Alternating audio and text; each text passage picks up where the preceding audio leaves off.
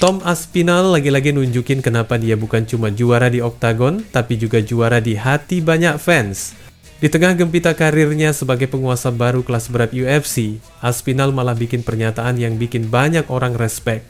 Dia siap melepas sabuk juaranya kalau temannya sendiri, Ante Delija, dapat kesempatan buat perebutan gelar. Gila, kan?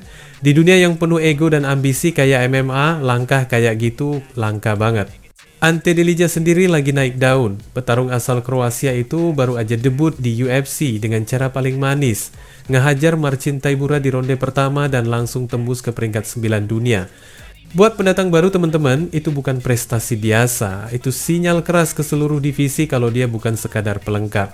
Dengan rekor 26 kemenangan dan 6 kekalahan, Delija bukan wajah asing di dunia MMA. Sebelum gabung ke UFC, dia udah jadi juara turnamen kelas berat di PFL 2022, bahkan sempat tembus final di tahun sebelumnya. Di luar promosi besar, dia juga udah ngelibas nama-nama yang dulu pernah ngerasain kerasnya oktagon UFC kayak Yorgan De Castro dan Maurice Greene.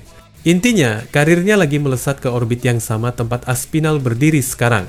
Yang bikin cerita ini makin menarik, keduanya bukan cuma sesama petarung, tapi juga teman dekat dan rekan latihan yang udah spar bareng hampir 2 tahun. Di gym, mereka sering jadi partner tanding buat saling ngasah kemampuan. Aspinall tahu betul kualitas temannya itu, kekuatan, teknik, mental, semuanya. Makanya dia nggak kaget waktu Delija langsung mencuri perhatian begitu dapat kesempatan tampil di UFC. Dalam pandangannya, kalau Delija terus konsisten, 2 atau 3 kemenangan lagi udah cukup buat ngejamin tiket menuju perebutan sabuk.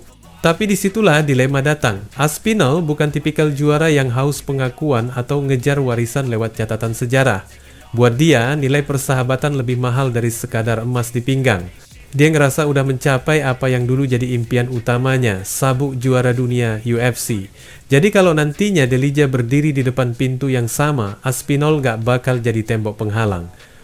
Dia bilang, sabuk bisa berpindah tangan, tapi persahabatan yang tumbuh dari darah dan keringat di matras latihan gak bisa ditukar dengan apapun. Teman-teman, dalam dunia sekeras UFC, di mana satu kemenangan bisa nentuin masa depan, sikap kayak gini nunjukin bahwa Tom Aspinall bukan sekadar petarung elit, dia juga simbol loyalitas dan rasa hormat. Sementara Ante Delija, dengan kerja keras dan rekor yang makin mengilap, jelas lagi menulis babak baru dalam karirnya. Dan kalau ramalan Aspinall terbukti, gak lama lagi dunia bakal punya 2 nama besar dari gym yang sama, 2 teman yang tumbuh bersama, dan 2 legenda yang saling mendorong tanpa harus saling menghancurkan.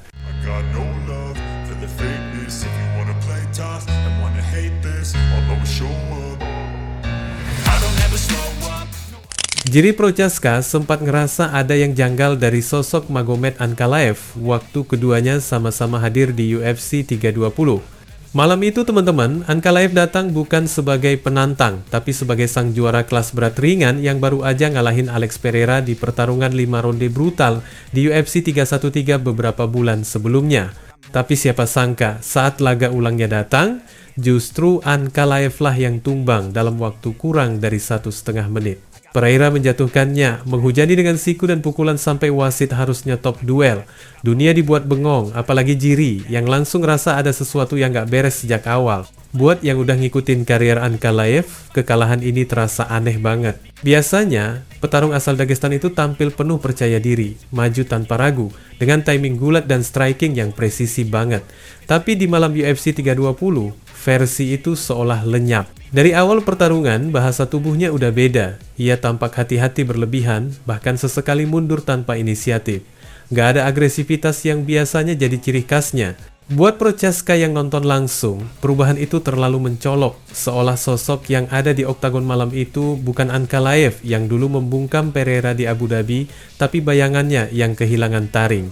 And when I saw him, like he's catching himself back, little step back. Then I saw like he's not right. Something's wrong. So something like he's so careful. Not like last time. He's going forward, up and down, changing levels, self-confident. He was not totally different person. Yeah. Sementara itu teman-teman, hubungan antara Ankalaev dan Prochaska juga punya bab tersendiri yang menarik. Beberapa bulan sebelumnya, mereka hampir aja duel buat perebutan sabuk setelah Pereira nggak bisa tampil. Tapi kabarnya, Prochaska waktu itu lagi fokus ke urusan pribadi. Bahkan katanya lagi siap-siap ujian universitas. Jadi ia nolak tawaran duel tersebut. Dari situ media sosial Ankalaev sempat menyerang Prochaska dengan beberapa postingan sinis. Tapi Jiri sendiri santai menanggapinya karena dia yakin akun itu dikendalikan tim manajemen, bukan Ankalaev pribadi. Menurutnya, begitu mereka ketemu langsung, Ankalaev justru bersikap sopan dan menghormati. Namun kalau mengenal kultur Dagestan, bukan gaya Ankalaev buat menyerah begitu aja. Petarung ini dikenal tenang, tapi punya ambisi gila buat balas dendam. Kekalahan cepat dari Pereira bisa jadi luka terbesar dalam karirnya, tapi juga bahan bakar buat bangkit. Dunia udah lihat betapa tangguhnya dia waktu melibas Pereira di pertemuan pertama. Dan mungkin nanti, kalau waktunya tiba, Ankalaev bakal balik dengan versi yang jauh lebih buas.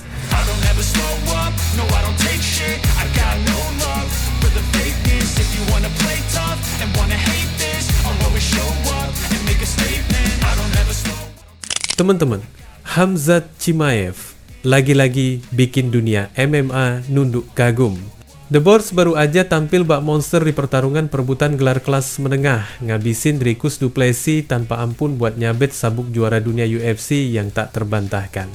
Dalam duel itu, Chimaev seakan nunjukin bahwa kekuatannya udah naik level, bahkan mungkin udah menggandakan intensitasnya di satu area, gulat dan kontrol darat. Dengan rekor sempurna 15-0, Chimaev kini berdiri sebagai sosok yang nyaris tak tersentuh di UFC. Dari cara dia menyerang, menekan, dan mendominasi lawannya, kelihatan banget kalau evolusi fisik dan mentalnya makin gila. Kalau dulu orang sempat meragukan daya tahannya waktu lawan Kamaru Usman, karena terlihat agak kehabisan tenaga di ronde-ronde akhir, kali ini semua keraguan itu lenyap. Lawan du Plessis, Chimaev tampil seperti robot perang yang gak punya tombol off. Gerakannya konstan, presisi, dan brutal dalam ritme yang gak pernah turun. Tapi, di tengah gemuruh pujian buat sang juara baru, ada juga suara skeptis yang muncul. Beberapa pengamat merasa gaya bertarung Chimaev masih terlalu satu dimensi.